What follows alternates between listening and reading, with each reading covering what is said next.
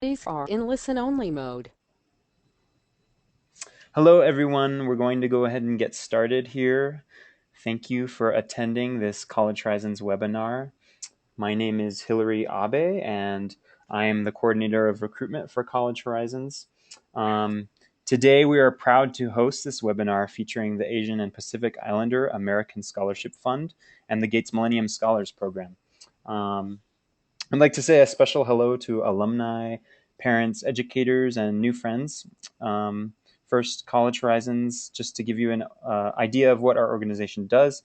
We serve Native American, Alaska Native, and Native Hawaiian students by offering high school and college programs, admissions workshops to students on their pathway to higher education. So we are very happy to highlight the scholarship opportunities offered by these programs here. Next slide, please. First, I'd just like to give a brief overview of today's presentation, how to participate, then I'll turn it over to our speaker for today. At the very end of the presentation, we'll have some time for question and answer. So if you, on the next slide, yes.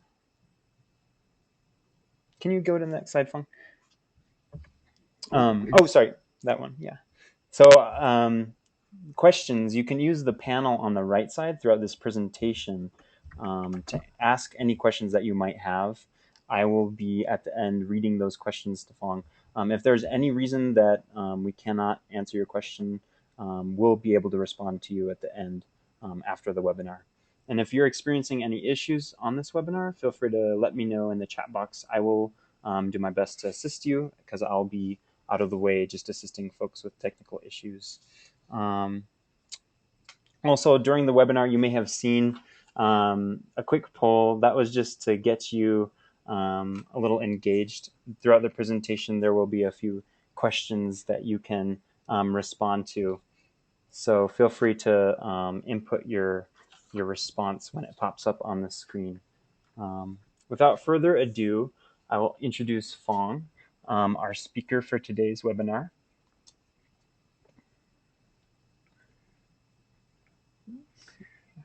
Fong Lu is this program specialist for outreach and community relations at the Asian and Pacific Islander American Scholarship Fund and the Gates Millennium Scholars, and has been with the organization since June 2011. In this position, he strategizes and conducts scholarship outreach on behalf of APIASF/GMS through meetings and presentations with students, high schools, and community-based organizations. Thanks, Fong, for joining us. Thanks, Hilary, for the great introduction. As Hilary mentioned, my name is Fong Lu, and I conduct outreach for the Asian and Pacific Islander American Scholarship Fund and the Gates Millennium Scholars Program. And I will be covering those two scholarship programs today, as well as the application process in order to apply.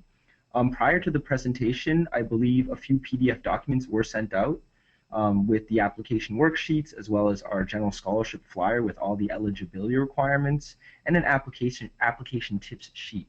If you did not get those sheets, don't worry, we're going to resend them following the presentation. But I will be kind of talking about a few of those documents today. And if you do have it in front of you or somewhere on your computer, feel free to refer to it. So just a quick little information about myself. I graduated from the University of Wisconsin-Madison in 2010. So for any students that are in the audience, I can definitely relate to many of you with the experiences you are going through right now, whether you're thinking about college or already in college. I went through the same exact process, 5 or 6 years ago. And so, if there are any questions about financial aid or scholarships at any point, feel free to ask, and I'll do my best to answer your questions. Like Hilary said, I've been with the organization since June 2011, so I'm just at about my year and a half mark. And so I just finished my second kind of go around of conducting outreach around the country. So my main role in this position is to just travel around the country and meet with students, educators, families, and community leaders to share with them scholarship information. So this is the agenda for today, a quick introduction that we just did. I will quickly talk about the FAFSA forms and then go into the actual scholarship programs that I represent. There will be a discussion about a few other scholarship opportunities at the end. And like Hillary said, there will be a Q&A at the end of the presentation. So if you have any questions about the application process, the eligibility requirements, if you're not really sure what a scholarship is, feel free to ask. There's no such thing as a stupid question. Feel free to any questions whatsoever. Again, feel free just to ask away, and I'll be more than happy to answer. So for our first quiz question, we will see how many people in the audience know what FAFSA stands for.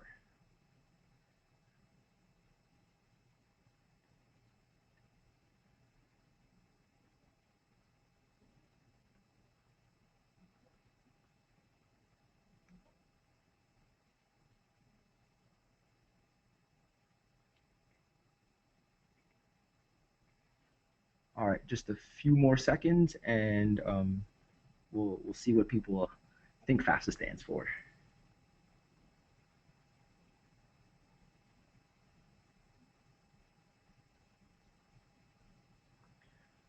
All right, so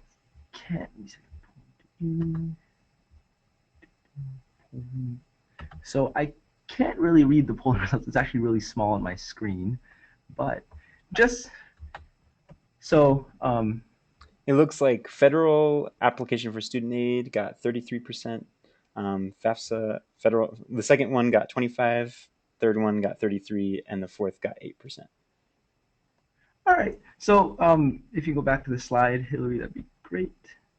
Awesome, there we go. So for those who selected free application for federal student aid, which I believe was about a third of you, you guys are right. Give yourselves a pat on the back. So for those who don't know, FAFSA does stand for the free application for federal student aid. And basically the purpose of this document, it is provided by the Department of Education, and it basically determines how much your family can be expected to receive to help you support in the cost of college. And so for a lot of different colleges and universities out there, a lot of different scholarship programs, they will ask for this document to help determine how much you can receive in scholarship dollars. I would say a really, really important thing about this document is the first word is free. So again, it's the free application. So if at any point you have anybody coming to you asking for money and they'll help you with the free application, or they're offering to provide you the document for a certain amount of money, keep in mind that it is a free application through the Department of Education. So again, you should never have to pay for any type of information about FAFSA. How do you apply for FAFSA? It becomes available every year on January 1st. So for any students out there who are seniors in high school who are thinking about going to college next year, or for any students who are currently in college, you would begin filling out the FAFSA on January 1st, 2013. If there's anybody out there who might be a junior in college, or a junior in high school or a sophomore in high school, you wouldn't actually fill out the FAFSA this year. You would wait until the January 1st before you're thinking about enrolling in college to apply for the FAFSA to determine, again, how much you can receive in financial aid. One big thing with the FAFSA is you should definitely complete it as soon as possible. The way the funding works for that program is it's very similar to a first come, first served basis. So the Department of Education, I always like to use this as an example of how to explain it. So think of President Barack Obama. He has a pot of money under his desk to give to provide to students to go to college. The earlier students apply for FAFSA, the more money there is in that pot, the more money he's able to distribute. The later you wait to fill out your FAFSA form, the less money there's going to be in the pot. So obviously, the sooner you apply, the more money is available to you. The later you apply, the less money there is available to you. So in general, a good timeline to when you should have your FAFSA form complete and submitted is usually by middle of February to early March. Keep in mind that both our scholarship programs today will require the FAFSA form. So if you are thinking about applying for the Asian and Pacific Islander American Scholarship Fund or the Gates Millennium Scholars Program, you will be required to complete the FAFSA form, and you will need to have it done by early March in order to get it to us submitted in time. So again, the two scholarship programs I will be talking about are the Asian and Pacific Islander American Scholarship Fund, also known as APIASF, and the Gates Millennium Scholars Program, also known as GMS. Just to give you guys a little information about how much money is provided, the APIASF program provides scholarships ranging from $2,500 to $10,000. Again, that's $2,500 to $10,000, And last year, the program was able to provide a little over $1.2 million in scholarship monies. So there's definitely a lot of money out there that's available. Um, and we definitely encourage as many students as possible to apply. The Gates Millennium Scholars Program every year awards exactly 1,000 scholarships to students around the country in Pacific Islands. Um, and there is no dollar amount that the scholarship provides. I will cover it a little bit later on how much the scholarship is actually worth, but just keep in mind that again, every year it selects exactly 1,000 scholars. So first, the APIASF scholarship program is actually the nation's largest 501c3 nonprofit organization in the country that provides scholarships to Asian American and Pacific Islander students with financial need. We are a fairly young organization. We were formed in 2003, and we're excited to be celebrating our 10-year anniversary next year. We are based in Washington, D.C., but so wherever you are, whether it's in New Mexico, Arizona, California, or Hawaii, or the Pacific Islands, any information you have or any questions you have about our scholarship programs comes to our main office in Washington, D.C.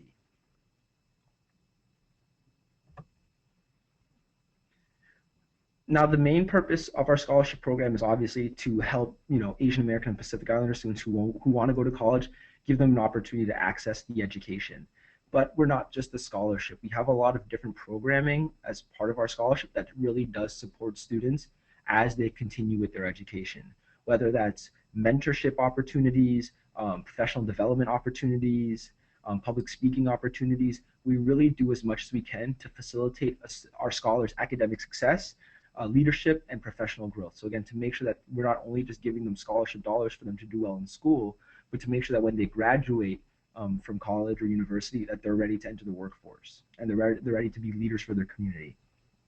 Something that we're really proud of also is our ability to create networks between not only individual students, but also between communities. And so there are a lot of different opportunities as a scholar to become involved with a lot of the programming we offer. And we really do encourage all of our scholars to, kind of keep us in the loop and to make sure that we know what's going on so we can really make sure that we support them the best we can. Now, in order to apply for the APIASF scholarship program, the first eligibility requirement is that the student must self-identify as Asian American and or Pacific Islander as according to the U.S. Census. All students that do apply must be a citizen, national, or legal permanent resident of the United States or Pacific Islands. So if you're citizens of the Republic of Palau, Federated States of Micronesia, you are eligible to apply. One big thing is you must be a full-time student at a U.S. accredited 2-year or 4-year school. So for any students out there, or for anybody who knows any students who are thinking about going to community college or thinking about going to a 2-year school before transferring to a 4-year school, that's perfectly fine. As long as you're going as a full-time student, you can definitely use the scholarship to help you pay for college. In order to apply, you do have to have a minimum 2.7 out of 4.0 unweighted GPA or have earned a GED.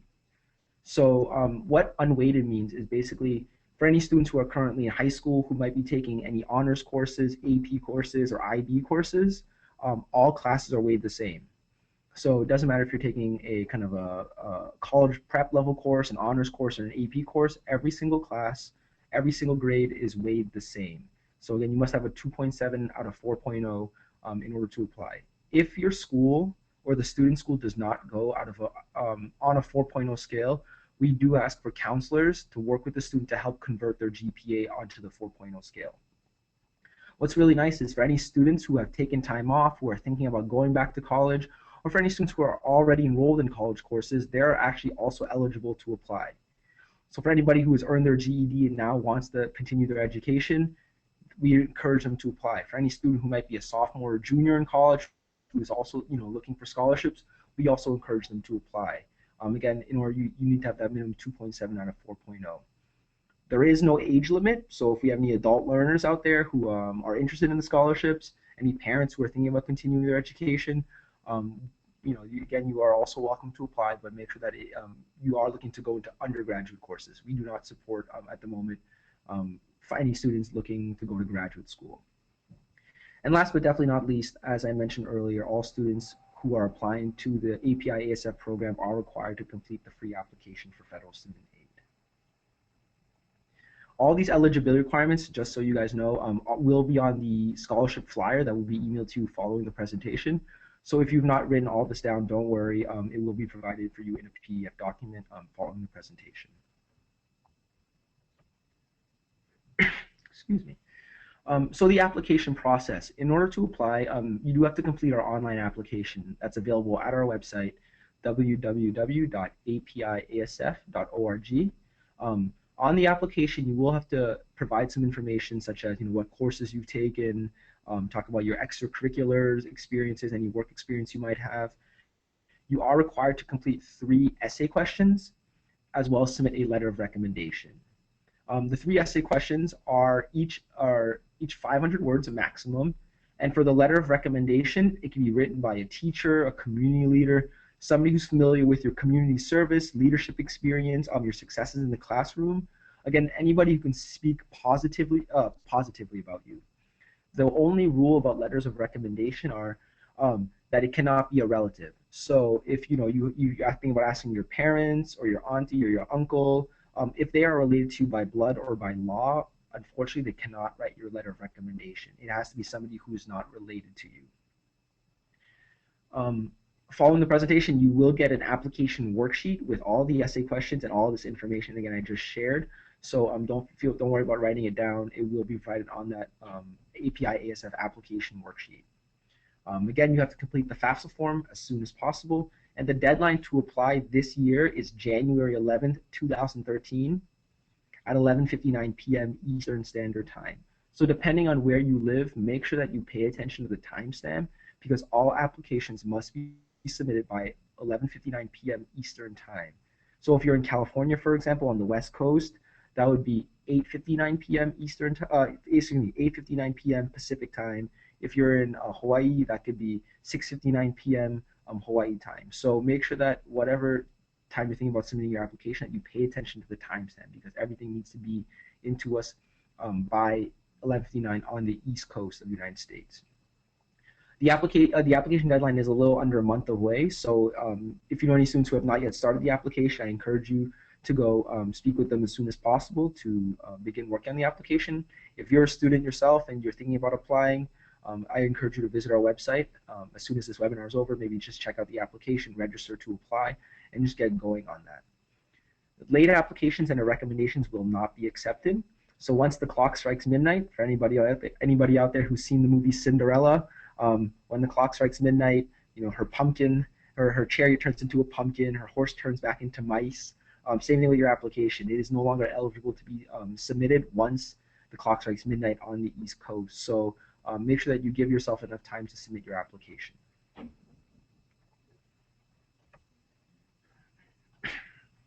So just another quick quiz. What is the deadline for the APIASF scholarship application? We'll give you guys about 30 seconds to answer the question, and then we'll keep moving.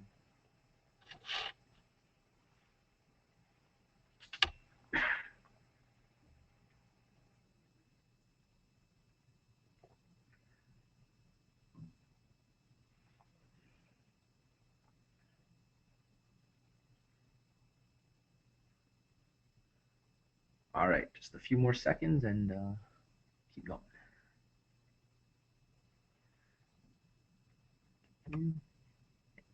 Like 29%. Hillary, if you could help me out, I can't read those poll results. 29% for the first response, 0% for the second response, 14% for the third option, and then 57% for the fourth, 0% for the last one. Woo, nice job, guys. For those who answered D, Friday, January 11th, 2013 at 6:59 p.m. Hawaii time, you are correct. I just want to test you guys and see if you know your time zones. But so again, it's good that you guys noticed that because everything does need to be submitted according to the time zone. So again, wherever you guys are located, definitely make sure you submit it by that certain time, which would be 11:59 p.m. Eastern time. If you're not sure, feel free to send me an email. I will have my contact information up at the end of the presentation. And to say, hey, I live in Detroit, I live in Guam, and I don't know when the deadline is. Let me know. I'd be more than happy to provide that information. All right, now onto the Gates Millennium Scholars Program. So the Gates Millennium Scholars Program was established in 1999 through an initial grant from the Bill and Melinda Gates Foundation for $1 billion. A few years later, the foundation decided that the program needed a little bit more money, provided the program another $600 million. And so since 1999, and it's actually a 20-year program, the Bill and Melinda Gates Foundation will provide us with 1.6 billion, that's billion with a B, dollars to support underrepresented students in higher education. The purpose of the scholarship program is to make sure that students who receive their scholarship not only go to school, but also that they achieve at their highest level, and that when they graduate, they're able to be leaders for the community and again really kind of achieve at that high level that we hope and expect from all our scholars. Some of you out there are probably wondering what exactly the Gates Millennium Scholars Scholarship provides. So the way the Gates Millennium Scholars Scholarship is awarded is that it'll basically cover a student's unmet need. So depending on what school the student decides to go to, the program will basically cover whatever the student cannot cover themselves based off of their FAFSA form. Excuse me. So for example, for any students who are thinking about going to the University of Hawaii in Manoa. For in-state students, for anybody coming from the state of Hawaii, the cost of attendance, the tuition cost at University of Hawaii at UH is about $8,500 a year. So the tuition to go to school at the University of Hawaii is $8,500. But if the student decides to live on campus, decides to live in the dorms, that cost could increase significantly. So when students are living on campus or even living close to campus, there are a few additional expenses that have to be accounted for. So for example, room and board. So if the student decides to live in the dorms or have an apartment with friends, they have to pay for that. There's books and supplies, so textbooks, notebooks, things like that. Personal expenses. So if students want to go to the UH football game or want to get a UH T-shirt, those are also costs that can be expected. So University of Hawaii kind of believes that students who go there who are from the state of Hawaii would pay approximately $23,000 a year to be a student at the University of Hawaii. Now, I don't know how many people out there have $23,000 in their back pocket that they can use to pay for college every year. I know I certainly don't. So the way it works is based off your FAFSA form. If FAFSA determines that you can expect hypothetically $3,000 from the Department of Education, and then say the student gets another $5,000 in other scholarship money. So again, that's $3,000 in financial aid plus $5,000 in scholarship money. The Gates program will subtract that amount from their scholarship award and pay the remaining amount that the student cannot pay for themselves. So if the student decides to go to University of Hawaii, it's $23,000 a year. You subtract $3,000 in money financially from the government, and you subtract another $5,000 in other scholarships, the Gates program will come in and pay that remaining $15,000. So that's a pretty significant amount. Say a student decides to go out of state, wants to go to a private school far, far away. They go to the University of Southern California, USC, which is a very, very expensive school. They're looking at about a cost of attendance, so the cost to go to school and live in Los Angeles and buy USC T-shirts. It costs about $60,000 a year. Again, I don't know who in the audience might have $60,000 in their back pocket. I know I definitely don't. So if a student decides they want to go to University of Southern California, say they receive $5,000 in money from the government to help pay for college, and then another $5,000 in other scholarship monies. We'll do the math. You get $60,000 to go to school in Southern California.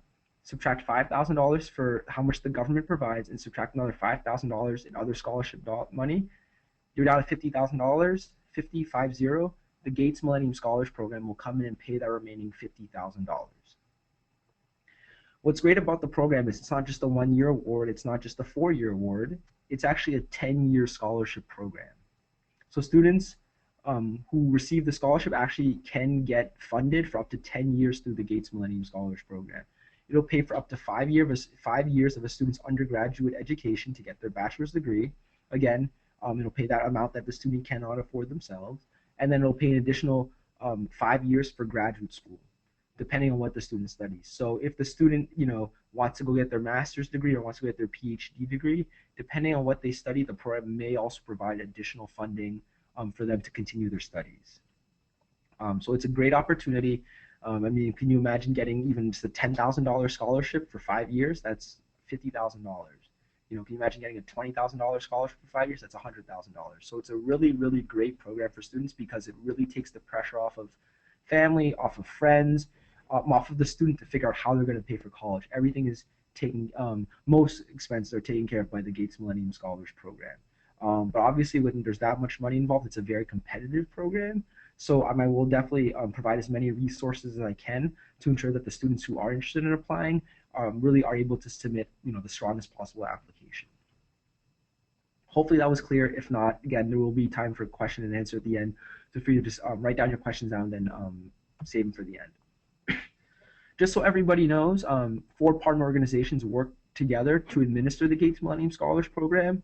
So there's UNCF, there's AIGCS, the American Idiot Graduate Center, there's the Asian and Pacific Islander American Scholarship Fund, and then there's the Hispanic Scholarship Fund. So the 4 organizations work together to administer the Gates Millennium Scholars Program. Now, the eligibility requirements in order to apply for the Gates program, again, you will receive these in an email following the presentation, so don't feel like you have to write everything down quickly. They will be on that scholarship flyer that we provide. So first, students who are interested must self-identify as African American, American Indian Alaska Native, Asian American, Pacific Islander, or Hispanic American as defined by the U.S. Census. Like the APIASF program, they must be a citizen, national, or legal permanent resident of the United States. They must be enrolling next year as a full-time first-year student. So this program is only open to students who have not yet enrolled in college courses. For any students who have taken courses on a campus as a student at that school, unfortunately, they are not eligible to apply. But if you are thinking about going to community college, if you are thinking about going to a 2-year school before going to a 4-year school, this scholarship can also be applied for community college. So again, it doesn't limit you. If you are thinking about going to community college, you can definitely use this scholarship, and many of our scholars do. The GPA requirement in order to apply is 3.3 out of 4.0 unweighted. So like I mentioned earlier, for students who go to schools where it's not out of a 4.0 scale, I encourage them to go work with their counselors to get that GPA converted to an unweighted GPA, or have earned a GED. So again, there is no age limit. We've had scholars who are 35, 40 years old in their first year of college who have earned the scholarship. So for any adult learners or anybody who's earned the GED and wants to continue their education, they are more than welcome to apply. Just like APIASF, students must complete the FAFSA form for us. And one main difference between the GMS program and the APIASF program is that students who apply must be Pell Grant eligible, meaning they must show significant financial need. That financial need is determined by the FAFSA. That's why we require it to ensure that all our scholars meet that Pell Grant eligibility. If you're not sure about FAFSA or about Pell Grant eligibility, feel free to ask us at the end or send me an email. I'd be more than happy to help you kind of figure that out. Now, the application process for the Gates Millennium Scholars Program is a little bit different from the APIASF program. It is also available online at their website, www.gmsp.org. The application process is a little bit longer. Again, because of the amount of funding that is involved, the application is very lengthy, but it's very competitive. There are 8 essay questions on the application. What are those 8 essay questions? Again, a Gates Millennium Scholars application will be provided, excuse me, the worksheet application will be provided to you following the presentation.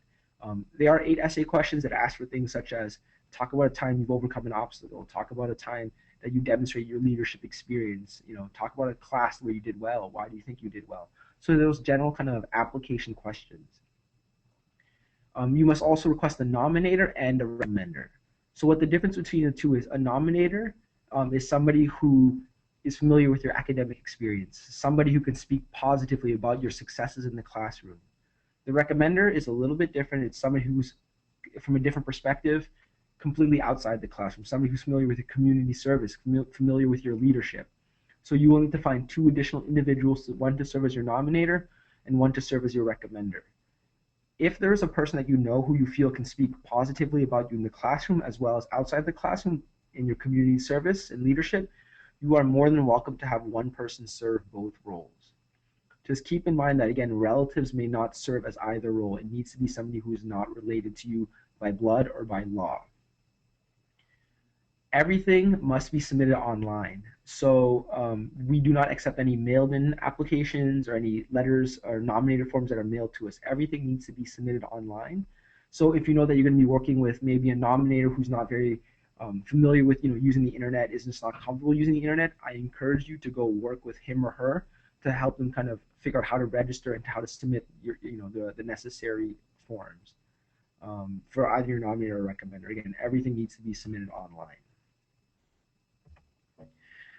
FAFSA form, like APIASF, is required for our scholarship application, and everything needs to be submitted by January 16th, 2013. So the deadline to apply for the GATES application is 5 days following the APIASF application. It is Wednesday, January 16th, 2013. And just like APIASF, it has an 11:59 p.m. Eastern time deadline. So if you're in Hawaii, that's 6:59. If you're in California, that could be 8:59. If you're in New Mexico, that would be 9:59. So just definitely, again, keep those timestamps in mind, because I cannot emphasize enough that those are very strict. We have received phone calls, emails. I was still working on my application. It was only 10 p.m. and I wasn't able to submit it. And I, only to find out the person lived in California, and that's an hour past the deadline. So make sure that you do pay attention to that deadline. Late materials will not be accepted again. So there's no appeals process either. So anything that is not submitted by midnight will not be considered. All right, on to our final poll question. So who can serve as your recommender for the API, ASF, and GMS scholarship applications? And definitely choose all that apply. So it's a multiple answer question, I guess. Fong, I accidentally closed the poll out, so folks won't be able to respond. But if you can think about it and choose this responses that you were going to respond with, then we can move. Then we'll go on. All right, not a problem. So again, who could serve as your recommender for the scholarship applications? Your uncle, your auntie, perhaps a school counselor, brother or sister, a community leader, or a person from your place of worship. So again, definitely just think about who can serve as your recommender and who cannot serve as your recommender. Definitely keep that in mind, because if we do receive a document that says, my son or daughter, my niece or nephew would be a great candidate, unfortunately that is cannot be accepted, and we will not consider that document.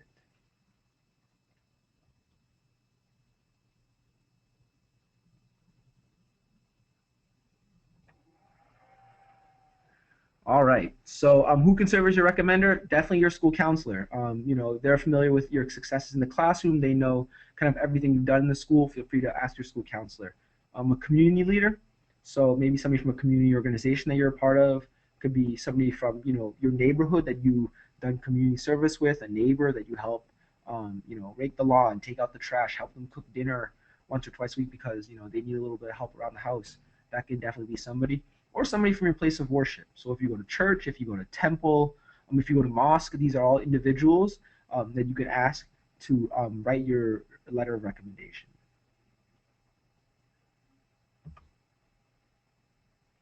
So beyond the finances, so again, our program is not just the scholarship. We try to provide as many additional resources as possible. So for any students out there who may have questions about the transition to college, or who may have questions about being on campus once they're selected as scholars, we encourage them to call into our office. We have designated staff members that will answer any questions or concerns that you may have. First year initiative, all of our first year scholars receive newsletters every month, giving them with tips and ideas from staff members from other scholars about the transition to college. We have a lot of different conferences that students can attend, a lot of mentoring opportunities, events that go on that students can definitely attend, and we definitely invite them. So for example, this past summer, we invited over 40 scholars to Washington, D.C. to attend a education summit. And so we flew over 40 scholars to D.C., put them in a hotel, paid for all their expenses, transportation, food, hotel, and they went to this education conference and spoke about their experiences and their narrative. So again, there are a lot of different opportunities for scholars to get involved, just beyond just the money, but opportunities again, work on that professional development, work on those leadership skills.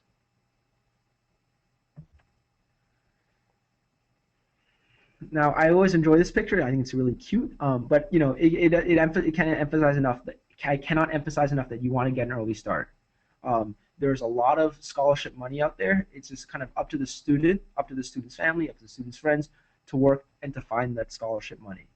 It's never too early to start. So if you have any siblings, any sons or daughters, any nieces or nephew who might be a freshman in high school who are starting to think about college, have them start thinking about scholarships now, because again, there are billions of dollars out there, but it's really just up to the student to identify those resources. We are only two of thousands of scholarship programs that exist across the country. So as I mentioned, you will be getting an email with a few additional documents following the presentation. You will get a scholarship flyer with all the eligibility requirements. You will get an APIASF application worksheet. You will get a Gates Millennium Scholars application worksheet.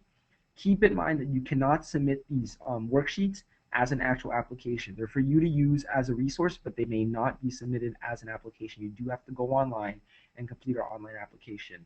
And then you also get an application tips sheet. So on the right side of your screen, you'll see the little colorful picture of a flower. It's actually our application tips sheet. It's a great resource, not only for these scholarships, for any college application that a student might be working on, for any essays that a student might be working on. It really encourages them to think a little bit deeper about their essays, that they don't just, you know, list a bunch of activities they're a part of, but really kind of dig deep and give us the essence of kind of their essays. It was compiled by staff members, scholars, application readers, so people who actually read the scholarship applications. These are all folks who help contribute to this document, and so I really, really encourage you to take a look at it and use it as a resource as you work on your application essays or any college applications you might have coming in the near future. Just a few application tips that you know, I've always shared with any students that I meet or any students that I present to. First is definitely create a personal timeline, in the sense that you don't want to wait until the last minute to submit your application. I don't recommend waiting until January 5th to start your applications. Start now when you still have a little bit of time to work on your essays and to ask for your letter of recommendation. Give yourself a deadline. Maybe say by January 5th, I'll have the first draft of all my essays done, so that it can give you time to review your essays, because you know, it's going to take a few edits. There's no such thing as a perfect essay that will be completed, you know, in the first try. We encourage you to speak with your parents, speak with your siblings, speak with family members, friends, community members, any educators, teachers in your life, and have them review your essay. These applications are not something you have to do on your own. We really do encourage you to work with the resources you have. So definitely, again, create that timeline to give yourself enough time to finish, to really complete a strong application. Another tip, choose your recommender carefully. Make sure that the person who you select can speak positively about you, that knows you well. Don't get caught up in the title, in the sense that just because somebody might be the superintendent of a school system, might have president in their title, president of something, that doesn't necessarily mean that they'll write a great letter of recommendation, because we really are looking for kind of looking to learn about you, who you are, and where you're coming from. And so it might be better to ask a community leader or a guidance counselor who's worked with you for a few years, a teacher who you've known for a few years, that could really talk about how well they know you, talk about where they've seen you succeed, talk about where they've seen you overcome obstacles, as opposed to somebody who you might have known for, you know, 6 months but never really had a deep interaction with them. So don't get caught up on the title, but really choose your recommender carefully, because it will have a large impact on, you know, whether or not you're selected as a scholar. Another tip, don't just list things. You know, when you're talking about your involvement in the community and how you give back to the community, don't just say, I am part of this club, that club, this other club, and all these other great clubs. Because if you think about it, how many such clubs are there in the country? So for example, if for any students out there who are part of you know, student council, there's student body vice president, student secretary, something like that. Think about how many high schools there are in the country and how many class presidents there are. There are thousands of them. So don't just list that that I'm part of this community organization. Don't just list that I'm part of this after school club, because there's going to be so many of them. Think about what's going to separate you from all those other people who have these experiences. So if you are, you know, a member of a student organization, What about that experience is going to separate you from everybody else? So if you say, for example, from my personal experiences, I was part of the Asian American club when I was in my high school. What does that mean? How many Asian American clubs or something similar to that are there in the country? But with that experience, I talk about how we put on a annual culture show to raise money for a local charity, how the culture show helped educate and inform community members, how we invited people from surrounding communities to attend our event. So that's just an example. Don't just say I was part of this club, but here are some examples of things that I've done that really have showed an impact. You know, Personal experiences and examples are a great thing to use to strengthen your essays. Another tip, don't ask yourself, you should ask yourself why or what. So when you say you're a part of something, why are you a part of it? Is it because you want to meet others who come from a similar background as yourself? Are you part of this club because you think it'll help further your professional goals? You want to go and work in public relations or communication, so you're going to join a public speaking team, for example. Tell us why you joined the club. Why are you there? You're not just doing it because you have nothing else to do, but why do you want to be a part of? Why do you want to be part of this community? And what? In the sense that, what is the impact you are having on the community? You'll see that I keep bringing up this term community because the biggest part of being a scholar is that you don't just take the scholarship and run with, and just take it and we'll see you later. But we really want to see a positive impact that you have on the community. So when you talk about your experience, think about what the impact you have on the community is, and also to think about what is the impact it's going to have on your future goals. Everything should be connected. So, again, if you want to go into communications down the road, maybe you are part of the school newspaper. You help edit. You're an editor for the school newspaper. So this is what I'm doing to support my future goals. So again, don't just tell us these things, but show us why and what. So hopefully that kind of helps those out there with a little bit more information as to what can make a stronger essay. It's okay to make mistakes. We understand that everybody makes mistakes, big and small. But the biggest thing we want to see is, what do you do to overcome those mistakes? What do you do so that you don't repeat your mistakes? What are you doing so that others don't repeat your mistakes? So, if there's something in your life that you felt had a really big impact on where you are today and who you are today, feel free to talk about it. And if you feel it's a negative experience, explain again what you learned from it and what you're doing to support others so that they don't make those same mistakes. I mentioned earlier, use specific examples in your essays. So if you're going to talk about a leadership experience, give us the specific example. Tell us how it helped develop your skills. If you're working in public speaking, again, use specific examples to back up your stories. And like I said, don't be afraid to ask for help. Speak with anybody who you feel knows you well and can help you write your essays. Whether that's a community leader, whether it's somebody from your place of worship, whether it's somebody from your school, it's okay to ask for help. And we actually encourage it because we really think that it will allow you to write stronger essays. All these application tips that I've been sharing will be on that application tip sheet that we email to everybody following the presentation.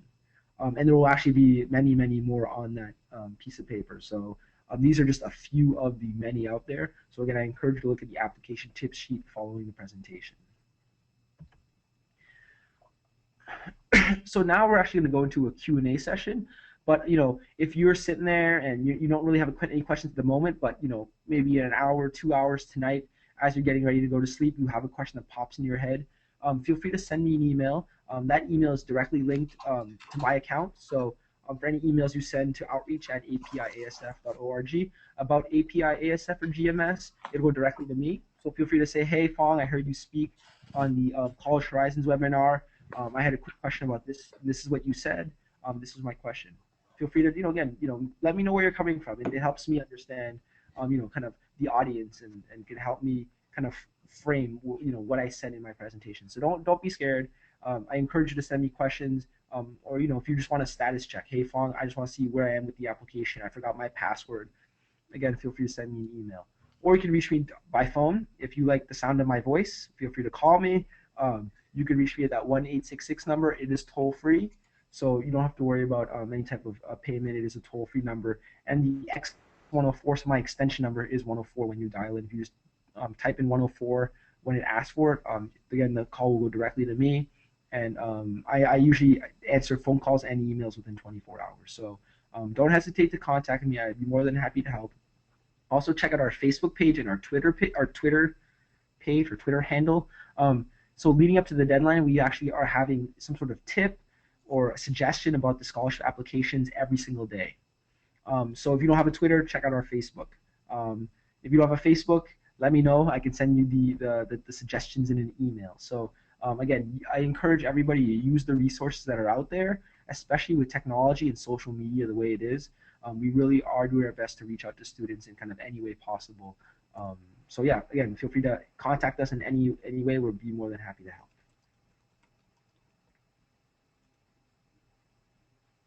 But yeah, with that, that basically concludes my presentation. I believe we will have a Q&A for the next 15 minutes or so. So if you have any questions, enter your questions in the little chat box on the right-hand side. Um, and if you don't have any questions, that's perfectly fine. You always contact us at a later time. And again, please do look out for those documents that we will be sending out.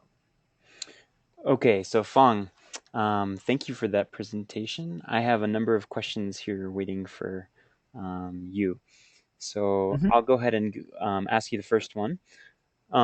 What are the income requirements for Gates scholarships? Great question. So for the Gates Scholarship, there are no technical income requirements. The only thing is that scholars must meet that Pell Grant eligibility, meaning they must show financial need. And the reason we don't provide a specific income dollar amount is because every situation is different. When you fill out the FAFSA form, you'll see that it asks for not only income, but how many people live in your house, how many siblings you have in college, and so with that information, they determine what your financial need is. So, for example, a family that might make $100,000 but have 10 people living in the house might show more financial need than a family that might have, make 40 or $50,000 might only have two people living in the house. So there are no income requirements per se, but I would encourage students to complete that FAFSA form to really help determine whether or not they meet Pell Grant eligibility. Great. So the next question, it has to do with APIASF scholarships. What are the income requirements for those? Mhm. So for the API ASF, there are no income requirements.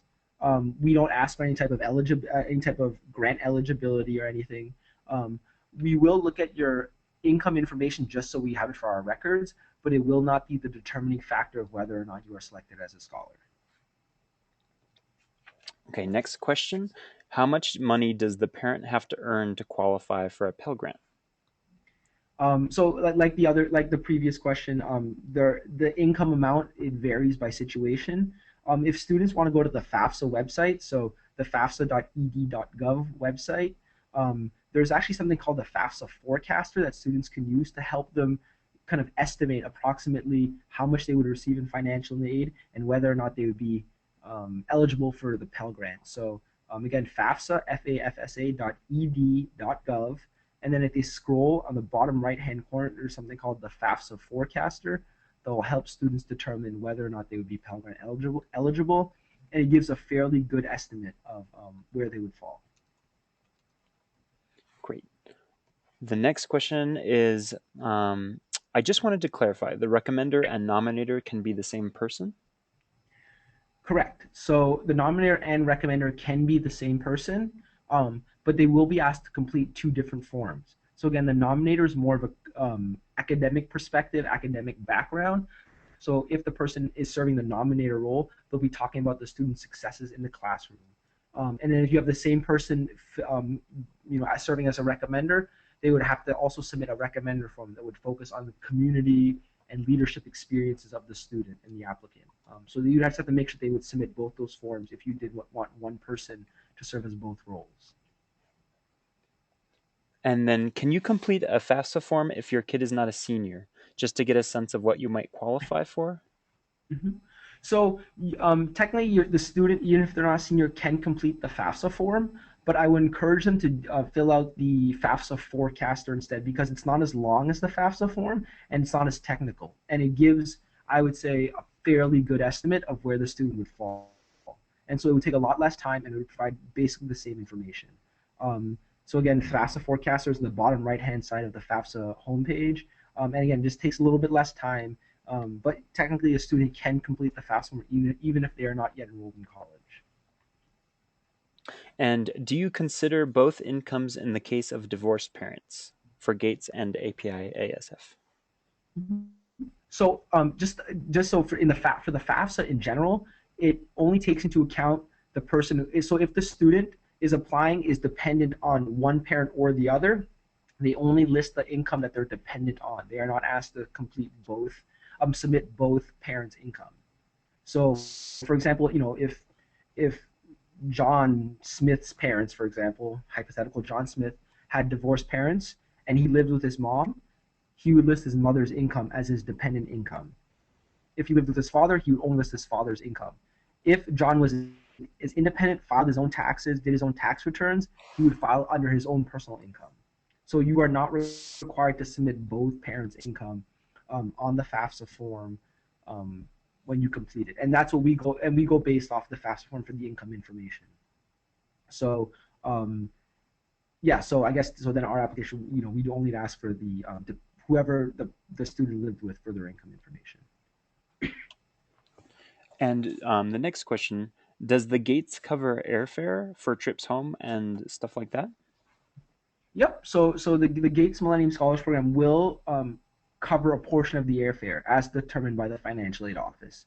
So the way it works is, depending on where the student decides to school, we actually work directly with the financial aid office to determine how much to provide the student, including transportation. So if the student lives in Hawaii but decides to go to school in Boston at Harvard University, for example, or in New York at NYU, the financial aid office would say a flight from Hawaii to the East Coast of the United States is estimated to be this much, X amount of dollars. The Gates Millennium Scholars Program would provide that dollar amount. We pay for up to 3 flights, I believe, per year. So if the student wants to, go home for the holidays, go home for Thanksgiving, or go home for spring break, we pay for up to 3 flights per year, but there's no cap on the dollar amount. It's 3 flights per year, but we do cover transportation. Great. And the next question, what kinds of grad school does the Gates cover after undergrad? Yep. So similar to the undergrad requirement, as long as it's an accredited institution, the Gates Millennium Scholars Program will provide the funding, but we limit it to certain fields. So students are required to study certain fields in order to receive funding for graduate school, and those fields are the general sciences. So, for example, these are just some examples: biology, chemistry, physics are just some general sciences. Engineering is the second field. Mathematics is the third field. Library science, computer science, education, and public health. So again, the general sciences, engineering, mathematics, library science, computer science, education, and public health. So the Gates program will not cover medical school, and it will not cover law school or business school. Now, the reason for that is that these are the fields where we've noticed that there really is an underrepresentation by students of color in those specific graduate-funded fields. And so we really encourage our students to go in that direction when they continue their education. And the way that's determined is when a student graduates from undergraduate and they decide to go on to graduate school, they submit a inquiry form, and then we either approve or deny that form to determine whether or not we would provide funding. And that's all done fairly in advance, so the student definitely knows. Okay, next question. Can you lose the GMS if you don't reach a certain GPA or fail any of your classes during college? Mm-hmm. So for the Gates Millennium Scholars application, just so kind of everybody's clear, you do not need to reapply every year. Once you are selected as a scholar, you're a scholar for life. The Gates program does not have a minimum GPA in order to maintain your scholarship, as long as the student meets a satisfactory academic progress, meaning the student is not on academic probation, they cannot lose their scholarship. But they must continue to be a full-time student. So once the student goes below satisfactory academic progress, basically meaning that they're on academic probation at their school, or they are no longer a full-time student, those are the ways that they're able to lose their scholarship. But there are definitely programs in place. So if students notice that they need a little help in a class or they're having trouble with a certain class, we encourage them to call our office. Speak with our staff members who are educated in those fields to work with the student to really encourage them to use the resources they have. So again, we do as much as we can to provide the adequate program to ensure the student's success. And so we do our best to catch those problems before they actually become larger problems. Okay, next question. Um, how many essays do you have to write for the scholarship, for the Gates Millennium Scholarship? So for the APIASF scholarship, you are required to complete 3 essay questions, and for the Gates scholarship, you are required to complete 8 essay questions. Again, I know that sounds like a lot of essay questions, but if you think about the dollar amount that the scholarship may be worth, if you get $200,000 in scholarship money, each essay question is technically worth $25,000.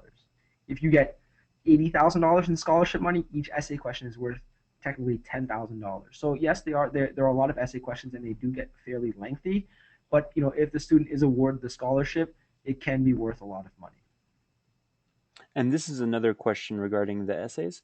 Mm-hmm. Is there a specific length that they should be, a target range that would be recommended by you? Yep. So for the API ASF scholarship, it is a 500 word maximum. For the Gates Millennium Scholars application, it's 1,000 words maximum. And in terms of a target range for the number of words that they should write, I would say it's definitely quality over quantity. So I always encourage the student to use as many words as they need to make sure that they're able to really give us a full picture of who they are and where they're coming from. So that it's really about the quality of their story, quality of their experiences that will really separate them from the other applicants. They should not feel obligated to write 1,000 words. The people who actually read the application don't see how many words are written, and so that is not at all considered when we review their essays. It's again really about the content and where the student is coming from that will really kind of separate them from the rest of the applicants.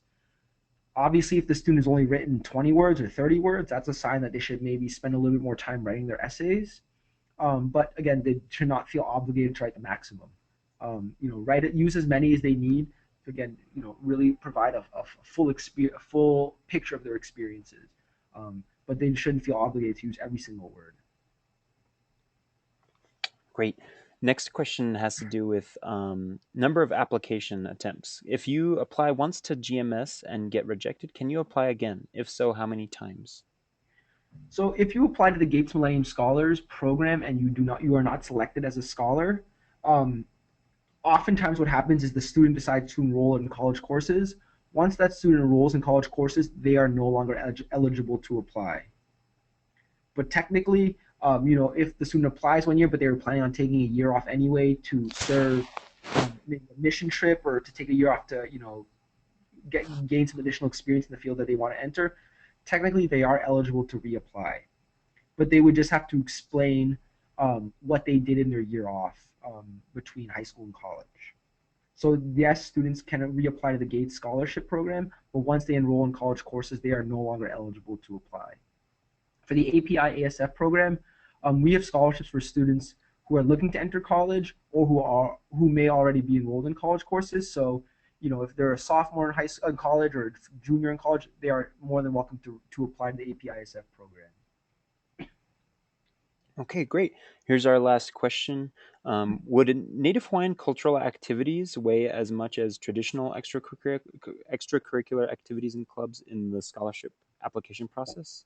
Yep, of course, of course. Kind of whatever club the student is a part of, we don't, everything is weighed the same in a sense. And so, if a student is a part of a Native Hawaiian club and they're actively involved in it, I would really, really encourage them to share that because that is a unique experience to them and that is something that they were a part of. And so, I would definitely encourage them to share that. If there are any young women out there who are part of a hula club, that would also be something that I would encourage them to share because that is, something that they do in their free time. So.